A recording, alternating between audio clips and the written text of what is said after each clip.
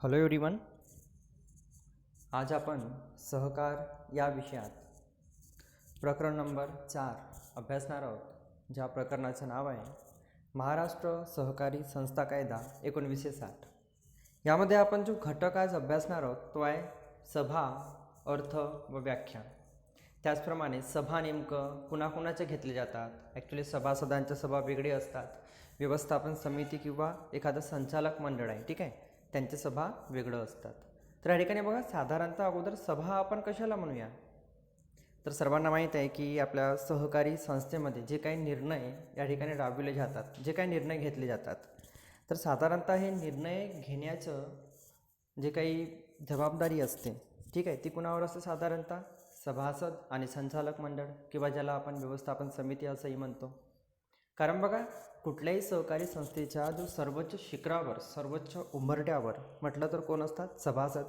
सभासदामधूनच, ठीक आहे, काही सभासदांची निवड संचालक मंडळासाठी होते. तर एकतर सभासद एखाद्या गोष्टीबद्दल निर्णय घेतात किंवा मग संबंधित व्यवस्थापन समिती. तर साधारणतः सभा एक अशा प्रकारचं कन्सेप्ट आहे, अशा प्रकारची संकल्पना आहे की ज्या ठिकाणी ज्याद्वारे एखाद्या निर्णयावर मत व्यक्त करून एखादा निर्णय घेतला जातो. तर बघा, विशिष्ट उद्देशाने पूर्वनियोजित ठिकाणी दोन किंवा अधिक व्यक्तींनी एकत्र येऊन विशिष्ट विषयांवर चर्चा करून निर्णय घेणे या सभा असे म्हणतात.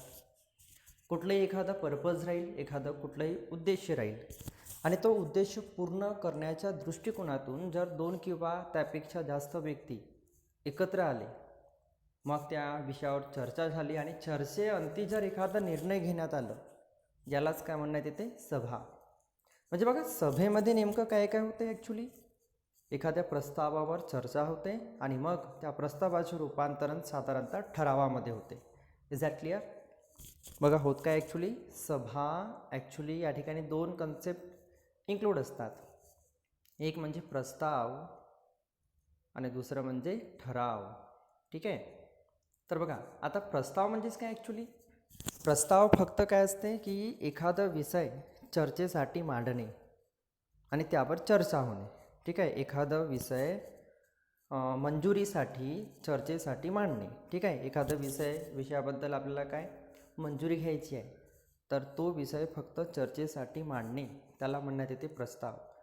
पण त्या प्रस्तावावर समजा जर अंतिम मंजुरी मिळून तो जो काही विषय होता हा मान्य झाला असेल, याला म्हटलं जाते ठराव, ठीक आहे. तर ह्या दोन्ही गोष्टीसाठी साधारणतः सभा बोलविण्यात येते. Is that clear? तर सर्वांना कळून चुकलं असेल की विशिष्ट उद्देशाने पूर्वनियोजित ठिकाणी दोन किंवा अधिक व्यक्तींनी एकत्र येऊन विशिष्ट विषयावर चर्चा करून निर्णय घेणे या सभा असे म्हटले जाते. म्हणजेच बघा, दोन किंवा अधिक व्यक्तींनी कायद्याला मान्य असलेल्या उद्देशाने सर्वसाधारण प्रश्नावर चर्चा करण्यासाठी एकत्र येणे म्हणजेच सभा होय. आपण जर बघितलं तर सहकारी संस्थेच्या विद्यमान सभासदांना संस्थेच्या अधिकृत पत्त्यावर विशिष्ट दिवशी व विशिष्ट वेळी ठराविक तारखेपूर्वी निश्चित केलेल्या विषयावर चर्चा करण्यासाठी एकत्र बोलावून अशा विषयावर सविस्तर चर्चा केली जाते व त्यावर निर्णय घेतले जातात. त्यास सभा असे म्हणण्यात येते, ठीक आहे. तर सर्वांना कळलं असेलच की साधारणतः जेव्हा एकपेक्षा जास्त व्यक्ती, एकपेक्षा जास्त सभासद, ठीक आहे, एखाद्या विषयावर चर्चा करण्यासाठी, एखाद्या विषयावर निर्णय घेण्यासाठी पूर्वनिर्धारित ठिकाणी जर एकत्र आले आणि त्यांनी त्या विशिष्ट विषयावर चर्चा करून अंतिम निर्णय दिला आणि एखादा ठराव संमत केला, ठीक आहे, तर या संकल्पनेलाच सभा असं म्हणण्यात येणार. तर साधारणतः बघा, सहकारी संस्थांचे सभांचे साधारणतः दोन प्रकार असतात. एक म्हणजे सभासदांच्या सभा आणि दुसरं व्यवस्थापन समितीच्या किंवा ज्याला आपण संचालक मंडळाच्या सभा असं म्हणू शकतो. सभासदांच्या जे सभा आहेत साधारणतः 4 प्रकारच्या असतात. जसं पहिली साधारण मंडळ सभा, याला नियामक सभा म्हणतात. पहिली साधारण मंडळ सभा ही जी असते सहकारी संस्थेच्या जीवनात, सहकारी संस्थेच्या लाईफमध्ये फक्त एकदाच होते. त्यानंतर आपण बघू शकतो अधिमंडळाची वार्षिक सभा. तर एखादं आर्थिक वर्ष संपलं की आर्थिक वर्ष संपल्यानंतर 6 महिन्याच्या आतमध्ये ही सभा व्हायला पाहिजे. त्यानंतर अधिमंडळाची विशेष सभा, एखादा निर्णय समजा तातडीने घ्यायचा आहे आणि अशा वेळी समजा वार्षिक सभेला थोडं वेळ असेल, ठीक आहे ना, तर 2 वार्षिक सभांचा मधोमध, जसं बघा साधारणतः होणार काय की एका वर्षामध्ये एखादी वार्षिक सभा झाली आणि समजा वार्षिक सभा होण्या अगोदरच एखादं विषयावर आपल्याला तातडीने निर्णय घ्यायचा आहे, तर अशा वेळी अधिमंडळाची विशेष सभा किंवा विशेष सर्वसाधारण सभा बोलविली जाणार आणि मग असते अंतिम सर्वसाधारण सभा. एखादी समजा सहकारी संस्था लागोपाठ त्या संस्थेला तोटा झालं असेल किंवा कमकुवत ठरत असेल किंवा स्पर्धेमध्ये टिकत नसेल किंवा एखाद्या संस्थेची जी काही उद्दिष्ट आहे ती भेटली असतील, ठीक आहे ना, उद्दिष्ट पूर्ण झालेली असतील, अशा वेळी बघा साधारणतः त्या सहकारी संस्थेचे विसर्जन होणार. तर सहकारी संस्थाची जी काही प्रोसेस आहे विसर्जन करण्याची, ती प्रोसेस एकदा सुरू झाली की त्यानंतर अंतिम सर्वसाधारण सभा ही सुद्धा या ठिकाणी घेतली जाते, ठीक आहे. त्यानंतर बघा व्यवस्थापन समितीच्या किंवा संचालक मंडळाच्या सभा 3 प्रकारच्या असतात. एक तर व्यवस्थापन समितीची पहिली सभा, मग व्यवस्थापन समितीच्या सभा आणि उपसमित्या सभा. आता बघा ही उपसमिती ॲक्च्युली काय असते, तर एक विचार करायचं की समजा एखादी संस्था छोटीशी असली मानून तर बघा जेवढी छोटी संस्था तेवढं ब्रँच पण कमी. समजा एखाद्या सहकारी संस्थेमध्ये फक्त 10-12 वर्कर्स कामं करतात. संचालक मंडळ त्या ठिकाणी समजा संचालक मंडळामध्ये 3च लोक असतील, तर बघा एखादी ब्रँच त्या ठिकाणी राहू शकते. पण समजा ती जी सहकारी संस्था आहे त्या सहकारी संस्थेचा व्याप जर मोठं असेल, विस्तारित असेल, तर अशावेळी बघा ब्रँचसुद्धा जास्त राहणार, शाखासुद्धा जास्त राहणार, ठीक आहे. तर जेवढं जास्त ब्रँच तेवढंच उपसमित्या. जर आपण एक उदाहरण घेतलं स्टेट बँकेचं, स्टेट बँक ऑफ इंडिया. आता बघा स्टेट बँक ऑफ इंडियाची जी काही ब्रँच आहे ती एकच आहे का? बघा प्रत्येक सिटीमध्ये दिसते, प्रत्येक 2-4 गावामध्ये बघा असं 2-4 गावं सोडून 4थ्या गावामध्ये एखादी ब्रँच असते SBIची. म्हणजे बघा जेवढं व्याप एखाद्या सहकारी संस्थेचा जास्त असणार तेवढंच त्या ठिकाणी ब्रँचेस जास्त असणार, अर्थातच तेवढं उपसमित्या जास्त असणार. तर त्यांचेही पर्टिक्युलर सभा घेतले जातात. तर आपण सुरुवात करूया. पहिलाच सभासदांच्या सभा. तर बघा यामध्ये सभासदांच्या सभा यामध्ये पहिलाच आहे साधारणतः बघा कलम, कोणत्या कलमाअंतर्गत या सभा घेतल्या जातात. तर बघा सहकारी संस्थेतील सभासदांच्या सभाबाबत तरतुदी महाराष्ट्र सहकारी संस्था कायद्यातील कलम 75 व 76 मध्ये आणि कलम 59 ते 63 मध्ये दिलेले आहेत. सभासदांच्या सभा पुढील प्रकारच्या असतात, ज्यामध्ये बघा पहिलाच दिलेला आहे पहिली सर्वसाधारण सभा. बघा पहिली साधारण मंडळ सभा, ज्याला नियामक सभा असेही म्हटले जाते, ठीक आहे. तर बघा महाराष्ट्र सहकारी संस्था कायदा 1960च्या कायद्यातील नियम 59 नुसार सहकारी संस्थेची नोंदणी झाल्याच्या तारखेपासून 3 महिन्याच्या आत जी सभा बोलविली जाते तिला पहिली साधारण मंडळ सभा असे संबोधण्यात येते. Is that clear? म्हणजे बघा एखाद्या सहकारी संस्थेची जर नोंदणी झाली आणि सहकारी संस्थेची नोंदणी झाल्याच्या 3 महिन्याच्या आतमध्ये जी सभा बोलवली जाते ती सभा म्हणजे नियामक सभा होय. ॲक्च्युली तसं जर आपण बघितलं तर प्रत्येक संस्थेच्या नोंदणीनंतरच तिचं कायदेशीर अस्तित्व सुरू होते. जर त्या संस्थेची नोंदणी झाली नाही तर बघा ती संस्था नाहीच असंच गृहीत पकडण्यात येते.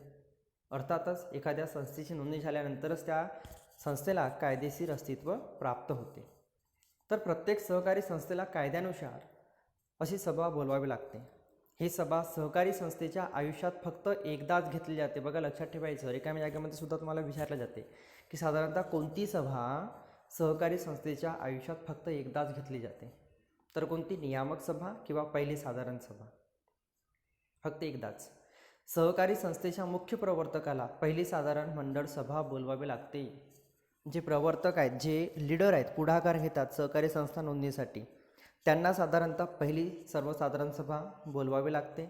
आणि जर त्यांनी आपल्या कामामध्ये दिरंगाई केली असेल तर अशावेळी जो सहकारी संस्थेचा आयुक्त आहे किंवा निबंधक आहे, ठीक आहे, तो सुद्धा अशा प्रकारची सभा बोलवू शकतो. एखाद्या व्यक्तीला, ठीक आहे, अधिकृत करून अशी सभा बोलवण्याचा आदेश देऊ शकतो. यानंतर आहे पहिल्या साधारण मंडळ सभेपुढील कामकाज नेमकं काय काय असते, की नेमकं त्या पहिल्या सर्वसाधारण सभेमध्ये काय काय केलं जाते. तर बघा प्रत्येक सभा आपण जर प्रत्येक सभा अभ्यासणार तर त्यामध्ये पहिला टॉपिक आणि शेवटचा टॉपिक हा सेमच असणार.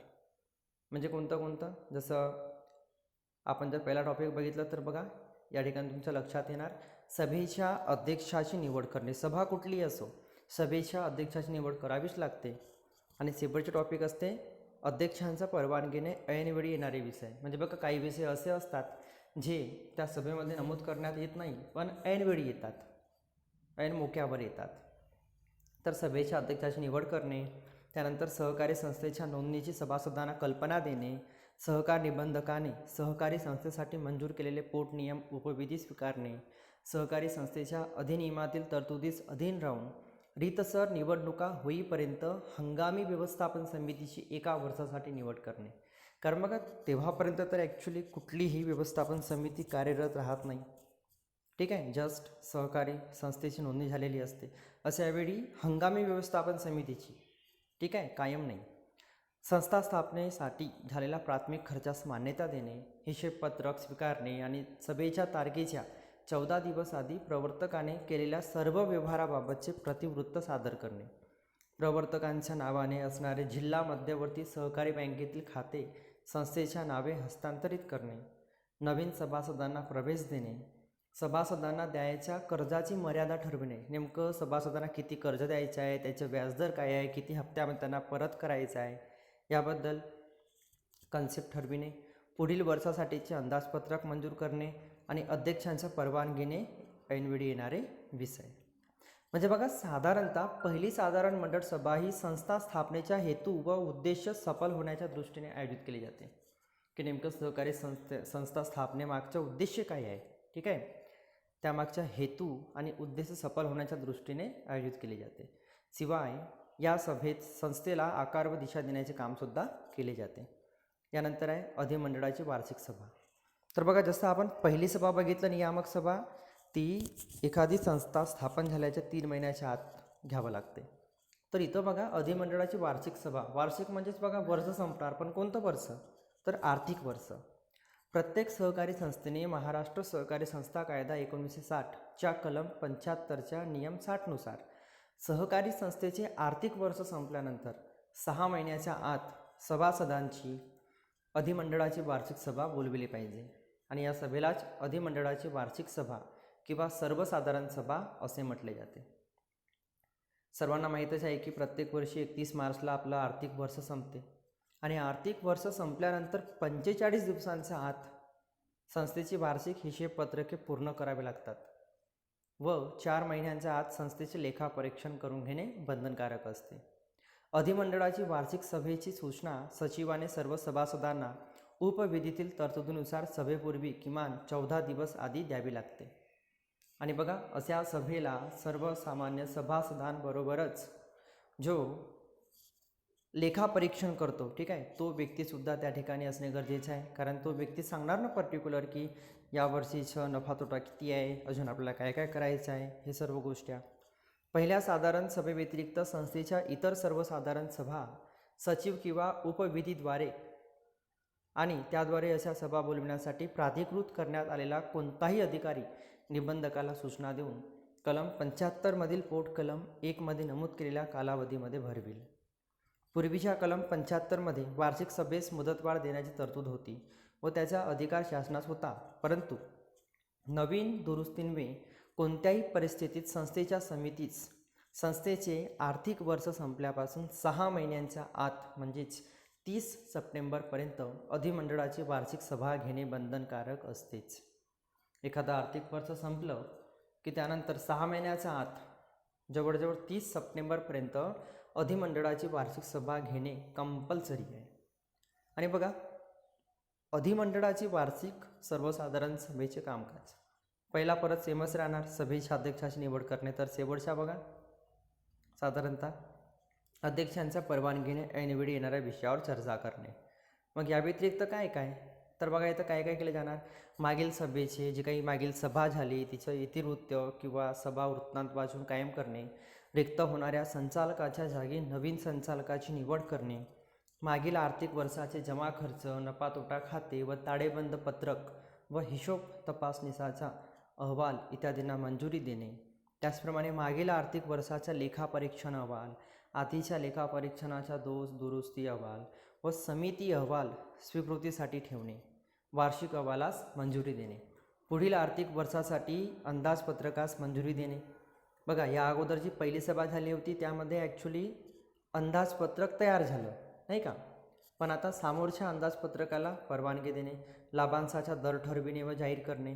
याच्या अगोदरची जी सभा झाली होती त्यामध्ये नेमकं काय काय ठरवण्यात आले होते की सभासदांना किती कर्ज द्यायचे आहे, त्यांचा दर काय राहणार, आणि यामध्ये लाभांशाचा दर ठरविणे व जाहीर करणे, संस्थेच्या अंतर्गत हिशेब तपासणीची व्यवस्था करणे, थकबाकीदार सभासदांवर कायदेशीर कारवाई करणे, सभासदांना द्यावयाच्या कर्जाची मर्यादा ठरविणे, संस्थेच्या शिल्लक रकमेच्या विनियोगासाठीच्या योजनांवर चर्चा करणे, अधिनियमाच्या किंवा कोणत्याही नियमाच्या तरतुदीसाठी नियमासाठी निबंधकाने मागविलेली इतर कोणतीही माहिती सभेपुढे ठेवणे, संचालक मंडळ सदस्य व त्यांच्या नातेवाईकांना दिलेल्या कर्ज खात्यांची माहिती देणे, निबंधकांनी जाहीर केलेल्या पॅनेलमधील मान्यताप्राप्त लेखापरीक्षकाची चालू आर्थिक वर्षाचे लेखापरीक्षण करण्यासाठी नेमणूक करणे आणि अध्यक्षांच्या परवानगीने ऐनवेळी येणाऱ्या विषयावर चर्चा करणे. तर साधारणतः बघा, पहिली जी सभा देण्यात आली होती ती पहिली सभा नेमकं कशासाठी, तर सहकारी संस्थेचा जो काही उद्देश आहे किंवा उद्देशपूर्ती आहे यासाठी आणि संस्थेच्या कार्याला एक आकार देण्यासाठी, दिशा देण्यासाठी. पण बघा, दुसरी जी या ठिकाणी सभा तयार करण्यात आली, बोलवण्यात आली, ज्याला अधिमंडळाची पहिली सभा असं संबोधण्यात आलं, यामध्ये संस्थेने आर्थिक वर्षात केलेल्या संपूर्ण कामकाजाचे मूल्यमापन केले जाते आणि सहकारी संस्थेच्या भविष्यकालीन योजना निश्चित केल्या जातात. म्हणून अधिमंडळाच्या वार्षिक सभेला अनन्यसाधारण असं महत्त्व असते. यानंतर आहे अधिमंडळाची विशेष सभा. आता बघा, विशेष म्हणजेच काय, स्पेशल, म्हणजे एखाद्या विषयावर जर तातडीने निर्णय घ्यायचा असेल, जास्त वेळ नसेल त्या संस्थेकडे, आणि अशा वेळी समजा एखादी सभा घेण्यात येत असेल विशेष कारणास्तव, तर त्या सभेला विशेष साधारण सभा असं म्हणण्यात येते. साधारणतः 2 वार्षिक सभा यांच्या मधोमध जो काही कालखंड येते त्या कालखंडाच्या अंतर्गत अशा सभा बोलविल्या जातात. सहकार कायद्यातील कलम 76 नुसार ही सभा बोलविली जाते. अत्यंत तातडीच्या कामासाठी बोलवण्यात आलेली सभा म्हणजेच अधिमंडळाची विशेष सभा होय. म्हणजे बघा, ही सभा बोलवणे किंवा न बोलवणे ही सर्वदा साधारणतः एखाद्या संस्थेवर डिपेंड असते, संस्थेवर अवलंबून असते. पण एखादा निर्णय तातडीने घ्यायचा आहे अशासाठीच, फक्त अशा कामासाठीच ही सभा बोलविली जाते. 2 वार्षिक सर्वसाधारण सभांच्या मधील काळात होणाऱ्या सभांना अधिमंडळाची विशेष सभा असे म्हणतात. या सभा विशेष कामकाजासाठी भरवल्या जातात. काही तातडीच्या विषयांना सभासदांच्या सभेची मान्यता घेणे आवश्यक असते आणि त्यासाठी पुढील अधिमंडळाच्या वार्षिक सभेपर्यंत वाट पाहता येत नाही. म्हणूनच सभासदांची विशेष सभा बोलविली जाते. तर यामध्ये बघा, साधारणतः काय काय विषय येऊ शकतात. सहकारी संस्थेच्या 1/5 सभासदांनी किंवा उपविधीतील तरतुदीनुसार विशेष सभेची मागणी करण्यासाठी नमूद करण्यात आलेली सभासद संख्या यापेक्षा जी संख्या कमी असेल, एकतर बघा ओव्हरऑल 1/5 सभासद किंवा उपविधीमध्ये जी काही तरतूद करण्यात आलेली आहे तेवढे सभासद यांच्यापेक्षा जी संख्या कमी असेल तेवढ्या संख्यांनी मिळून जरी अशी सभा बोलवण्यासाठी म्हटलं असेल तरीसुद्धा अशी सभा बोलवली जाते. किंवा सहकार निबंधकाच्या सूचनेनुसार सहकारी संस्था संघीय संस्थेचे सभासद असेल तर संघीय संस्थेच्या अधिकारी किंवा व्यवस्थापन समितीच्या सूचना केल्यास. आता इथं बघा, साधारणतः काय काय कामकाज. पहिला तोच, ठीक आहे. एक तर नेमकं काय होणार अगोदर, अध्यक्ष निवड, त्यानंतर सहकारी संस्थेच्या पोटनियमात दुरुस्ती करणे, सहकारी संस्थेच्या पोटनियमातील जबाबदारी कलमात बदल करणे, संस्थेच्या नावात बदल करणे, सहकारी संस्थेचे हस्तांतर, विसर्जन, रूपांतर किंवा एकत्रीकरण करणे, सहकारी संस्थेच्या अधिकृत भाग भांडवलात वाढ करणे व भागांचे दर्शनी मूल्य वाढविणे, सहकारी संस्थेच्या विकास प्रकल्पांना मान्यता देणे, सहकारी संस्थेच्या पदाधिकाऱ्याविरुद्ध अविश्वासाचा ठराव आल्यास त्यावर विचार करणे, निबंधकाच्या आदेशानुसार त्यांनी सुचविलेल्या कामकाजासाठी सभा घेणे, शासनाच्या नवीन धोरणांची अंमलबजावणी करणे. म्हणजे बघा, ही सभा साधारणतः संस्थेत विशेष कारणासाठी अचानक उद्भवलेल्या परिस्थितीवर निर्णय घेण्यासाठी अधिमंडळाची विशेष सभा बोलविली जाते. या सभेत व्यवस्थापन समितीच्या ठरावाविरुद्ध शिफारशीविरुद्ध ठरावसुद्धा मंजूर होऊ शकतात. आणि यानंतर शेवटची म्हणजे अंतिम सर्वसाधारण सभा, शेवटची सभा. ठीक आहे. तर बघा, साधारणतः सहकारी संस्थेच्या आणि सभासदांच्या आयुष्यातील अखेरची सभा असते. सहकारी संस्थेच्या विसर्जनाची प्रक्रिया पूर्ण झाल्यानंतर ही सभा बोलविली जाते. अंतिम सर्वसाधारण सभा म्हणजे सहकारी संस्थेच्या कायदेशीर शेवट असते. जेव्हा एखादी सहकारी संस्था विसर्जित होणार त्यावेळी अशी सभा बोलविण्यात येणार. सहकारी संस्था बंद करायची असेल तर संस्थेच्या विसर्जनाचे काम करण्यासाठी निबंधक ऋण परिशोधकाची नेमणूक करतो. म्हणजे विसर्जक जो त्या संस्थेचे विसर्जन करणार. या सभेसाठी गणसंख्येची कोणती अट नसते. संस्थेचे समाप्तीकरण 3 प्रकारचे असू शकते. एक तर स्वखुशीने, स्वतःच्या इच्छेनुसार, ठीक आहे, संस्थेचे सभासद असतात त्यांच्या इच्छेनुसार, किंवा सक्तीने, ठीक आहे, जोड जबराईने, किंवा निबंधकाच्या आदेशानुसार. साधारणतः बघा, सहकारी संस्था जर तोट्यात चालत असेल, तिची आर्थिक स्थिती गंभीर असेल, किंवा संस्थेची उद्दिष्टे सफल झाली नसतील, किंवा सभासदांचे हित संवर्धन करण्यात संस्थेला अपयश आले असल्यास संबंधित संस्था बंद करावी लागते. ठीक आहे. या सभेत संस्थेच्या विसर्जन प्रक्रियेचा आढावा घेतला जातो. संस्थेच्या कारभारात आलेल्या अपयशाची कारणे दिली जातात. संस्थेची येणी आणि देणी पूर्ण झाल्यानंतर जर काही रक्कम शिल्लक राहत असेल तर त्याची माहिती व रकमेचा विनियोग इत्यादी बाबींवर चर्चा होते. संस्थेसाठी नेमण्यात आलेला विलयन अधिकारी किंवा ऋणशोधन अधिकारी विसर्जनाची प्रक्रिया पूर्ण झाल्यानंतर ही सभा बोलवितो. म्हणजे ज्याला जो विसर्जक आहे, ठीक आहे, जो विसर्जन करणार आहे तो अशा प्रकारची सभा बोलवितो आणि त्यावर मग चर्चा होणार साधारणतः की या संस्थेची संपत्ती किती आहे, किती पैसे फेडायचे आहेत, किती उरलेले आहेत, कुणाकुणाला द्यायचे आहेत, हे सर्व. सहकारी संस्थेच्या आयुष्यातील शेवटची सभा असते, कारण या सभेनंतर ऋण परिशोधकाच्या अहवालाच्या आधारे संबंधित संस्था बंद झाल्याचा आदेश सहकार निबंधक देतात.